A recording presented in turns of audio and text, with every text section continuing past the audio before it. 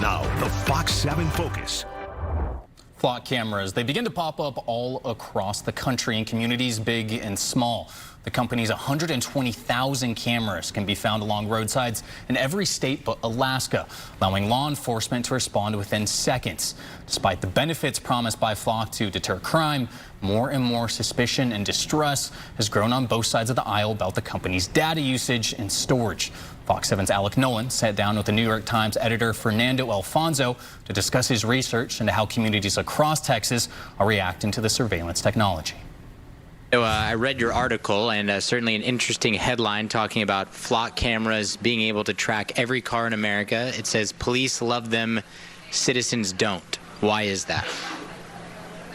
Yeah, the headline really captures it very well because, for a good couple of years now, particularly with Flock since it's been around, law enforcement in Texas, but certainly across the country, will tell you that this technology, these license plate readers, have become crucial in crime fighting, everything from petty crimes to serious crimes, because they allow law enforcement to track a vehicle in its travels. When it comes to ordinary citizens, because these cameras don't need to be hardwired, they use a solar panel. You can find them next to streetlights. You can find them on poles.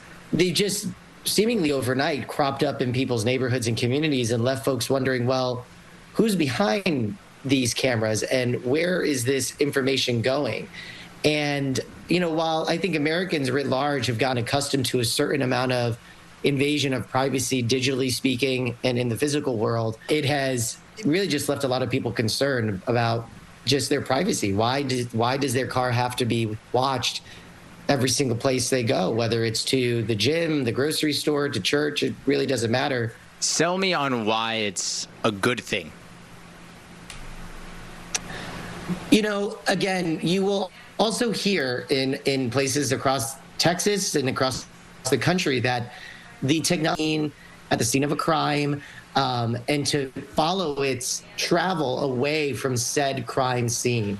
The power and ability to track a car, to see a car go from point A to point B, and to apprehend criminals. I mean, it's a very, very powerful tool. I think most Americans expect is that crime is solved. And if police can use this technology to do that, you'd be hard pressed to find anybody who's been a victim of a crime not to say, yeah, please use that technology. But what has really taken people off guard is that these contracts are being, negotiated or signed in city hall meetings that are not well attended. I mean, we as a society have become less civically engaged than ever before. How is this technology being used? How long is this footage being saved for? And how are they protecting against abuse? Do you have any horror stories, if you will, or malpractice of this use? We certainly took a very, kind of a wide look at the different sorts of abuse. I mean, you saw and heard and have read, not just in Texas, but across the country, that, law enforcement officials, agents, what have you, they've used this database, this Flock database, to track spouses, ex-girlfriends, people with grudges that they have, and you've seen a lot of that. And, we spoke to the one of the largest police unions in Texas, and we posed that question to them, what do they have to say about the abuse that has been documented in Texas when it comes to this technology? And their answer really was, it's no different than abuse that can happen essentially in everyday policing, meaning abuse will happen. And so it's about safeguards. And they were very, clear about the punishment and the safeguards that are in place to prevent this kind of thing happening from, officers using Flock inappropriately. I noticed you also said in sort of the subheadline of your article that liberals and conservatives in Texas can agree that they don't want these Flock cameras, but in your research and your reporting, did you notice a political side that was perhaps more against it? Yeah, it's a very good question. I would say I was surprised in some regard to see how vocal conservatives in Texas were against this technology.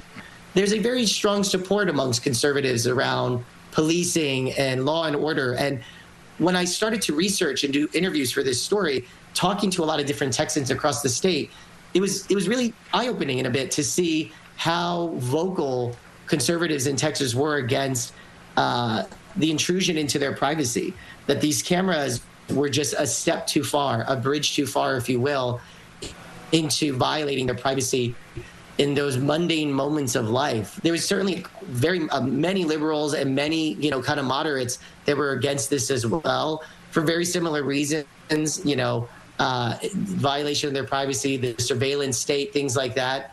But again, it's really one of these topics in a rather polarized world that we live in now, polarized country that we live in now, that is really bringing folks together in a kind of a fascinating way.